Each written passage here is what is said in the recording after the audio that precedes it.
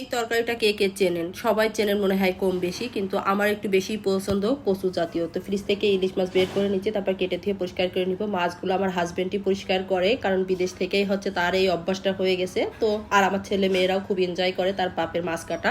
তো মাছটা আমি কেটে ধুয়ে পরিষ্কার করে নিচ্ছি। হ্যালো এভরিওয়ান, আসসালামু আলাইকুম। যে যেখানে আছেন সবাই ভালো আছেন? আলহামদুলিল্লাহ, আমিও ভালো আছি।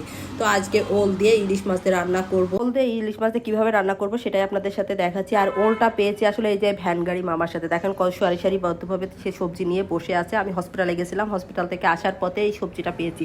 3 কেজি ওজনের একটা ওল কিনে নিয়ে আসছি 250 টাকা দিয়ে। কমেন্টে অবশ্যই জানাবেন কোন কোন এলাকায় কত দাম।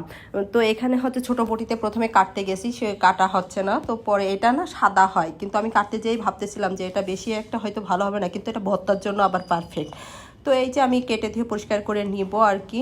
ওলটা আমি যে বাজারে বাজার করি চট্টগ্রামে, সেখানে কিন্তু পাওয়া যায় না। আর একটা ঘাটকল আছে, সেটা হচ্ছে আমি এখানে পাই নাই। আমার কিন্তু খেতে খুব ইচ্ছা। আর দীর্ঘদিন বিদেশ থাকার কারণে কিছু কিছু সবজির উপরে একটা ক্রেভিং বলেন কিংবা একটা কি যাই ভাবেন না কেন, সেটা আমার রয়েই গেছে। তো সেটা আর কি মানে করি। আর আমার মনে হয় আমি চট্টগ্রামে আসি, আমার মনে হয় আমি সেই বিদেশেই আসি। কারণ আমার যশোর থেকেই হচ্ছে মনে হয় যে এটা খাবো ওইটা খাবো।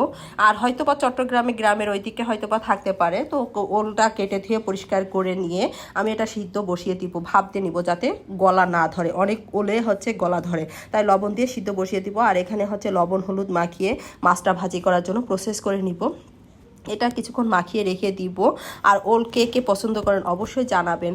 আমাদের ওইদিকে কিন্তু মুরগির মাংস দিয়ে রান্না করে ওলটা, মানে যে কোনো কিছুর সাথে রান্না করে। আর ইলিশ মাছ দিয়ে, বড় ইলিশ মাছ দিয়েও ওলটা রান্না করে। এটা কিন্তু খুবই পছন্দের একটা খাবার যশোর অঞ্চলের। তো আমি এখানে মাছটা ভাজি করে নিব। এই যে মাছগুলো ভাজি করে নিব।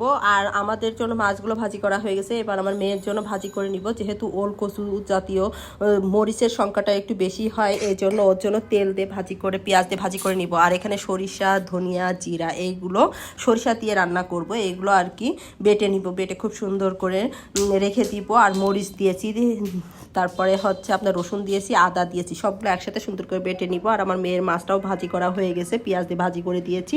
এই যে মশলাটা বেটে রেখে দিব।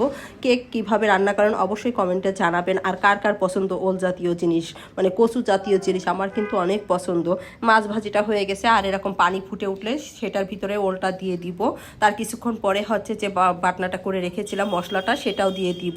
দিয়ে এটা রান্না করব অনেকক্ষণ, রান্না করার পর্যায়ে। আর আমার রান্নার যদি ভালো লাগে তাহলে অবশ্যই আমার পরিবারের সাথে থাকবেন, আমার পেজের সাথে থাকবেন। ভালো লাগলে লাইক এবং শেয়ার করবেন। আর যদি কোনো রেসিপি দেখতে চান নতুন কোনো, তাহলে অবশ্যই কমেন্ট বক্সে জানাবেন, আমি চেষ্টা করব সেই রেসিপিটা দেওয়ার জন্য। আমি অবশ্য রেগুলার রান্নাগুলোই আপনাদের সাথে শেয়ার করি। দেখেন কতটা সুন্দর এবং ইয়ামি হয়েছে, এটা খেতে কিন্তু দুর্দান্ত স্বাদ।